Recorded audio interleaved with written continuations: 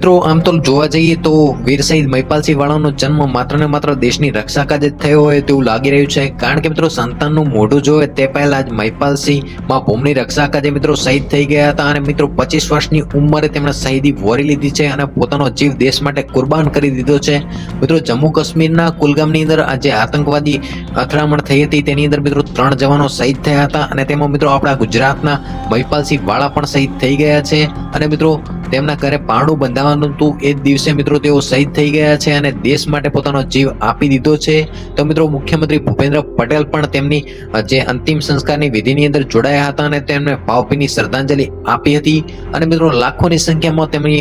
અંતિમ સંસ્કાર વખતે અને મિત્રો પાર્થિવ દેહને જ્યારે લાવવામાં આવે ત્યારે ખૂબ જ મોટી સંખ્યામાં અમદાવાદમાં ભીડ જોવા મળી હતી અને મિત્રો ઘણા બધા લોકો આવ્યા હતા અને મિત્રો અત્યારે ઘણા બધા લોકો સ્ટેટસની અંદર અને વોટ્સએપ ડીપીની અંદર મહિપાલસિંહ વાળાનો ફોટો રાખીને તેમને ભાવભીની શ્રદ્ધાંજલિ આપી રહ્યા છે અને મિત્રો અંતિમ સંસ્કાર વખતે જ્યારે પાર્થિવ દેહને તેમને લાવવામાં આવ્યો હતો ત્યારે તેમના પત્ની જે ચોધારા આંસુએ રડી પડ્યા હતા અને મિત્રો તેમને અંતિમ વખતે જ તેમના પત્નીને જાણ કરવામાં આવી હતી, કારણ કે તેઓ ગર્ભવતી હતા અને એ જ વખતે મિત્રો તેમને પ્રસૂતિની પીડા ઉપડી હતી ત્યારે તેમને હોસ્પિટલમાં દાખલ કરવામાં આવ્યા હતા। તો મિત્રો આ વિડીયોને મહિપાલસિંહ વાળા માટે એક લાઈક તો જરૂરથી કરજો। તો મિત્રો બસ આજના વિડીયો પૂરતું આટલું જ। વિડીયો પસંદ આવે તો વિડીયોને લાઈક કરો, શેર કરો અને ચેનલને સબસ્ક્રાઇબ કરો। ફરી મળીશું કોઈક નવા જ વિડીયોમાં।